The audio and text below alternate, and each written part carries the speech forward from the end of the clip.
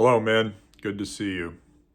In Romans chapter 11, verses 11 through 15, Paul speaks of the Jews, the Jewish people, the nation of Israel, those who rejected Jesus of Nazareth as their Messiah.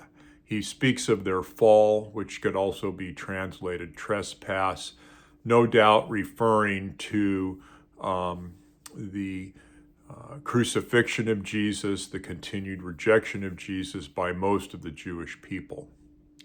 And then interestingly, Paul turns to the Gentile believers and he says, provoke them to jealousy is how it's translated. It could equally be translated, give them something to desire, give them a desire for what you have. Well, that raises the question is, what does a believer, what does a follower of Jesus have that a non-believer does not have?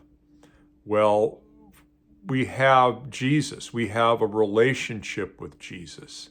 And what does that mean? Well, I just look to the person of Jesus. This is the one who walked with Adam in the garden in his pre-incarnate state. He's the one that wrestled with Jacob, where Jacob came to faith and became Israel.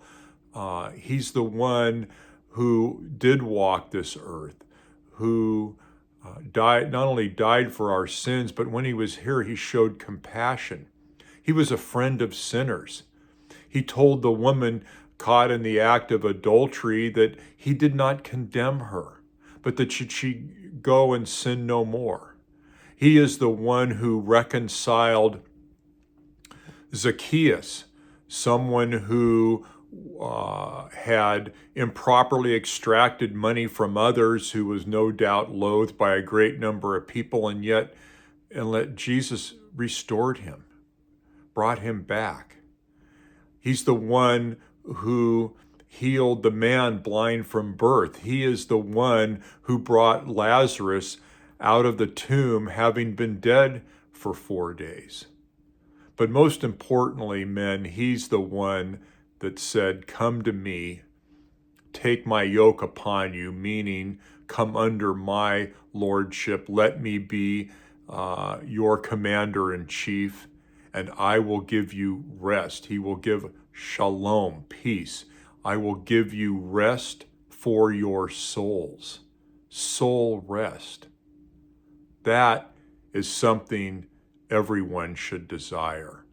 If we would follow him here on earth, life would go better no matter what our circumstances are. But more importantly, he's the one who protects and preserves our souls for eternity. We don't have to wait until we're dead to find out whether we've got a passing grade, to find out whether our souls are going to reside in heaven. We can know that now. That's how we can have rest for our souls. That's a unique thing in life. No religion can make that claim. They all have their works. If you just simply work hard enough, if maybe your good deeds outweigh your bad deeds, and of course there's some uncertainty about all that. And of course, I question whether anybody's good deeds would ever outweigh their bad deeds and thoughts. But that being said, Jesus says, come to me for forgiveness. I will forgive you. Paul, as we just talked about, said, call on his name and you shall be saved. We can know right now where we will go, that our souls will be in eternity. And that is something that everyone should desire.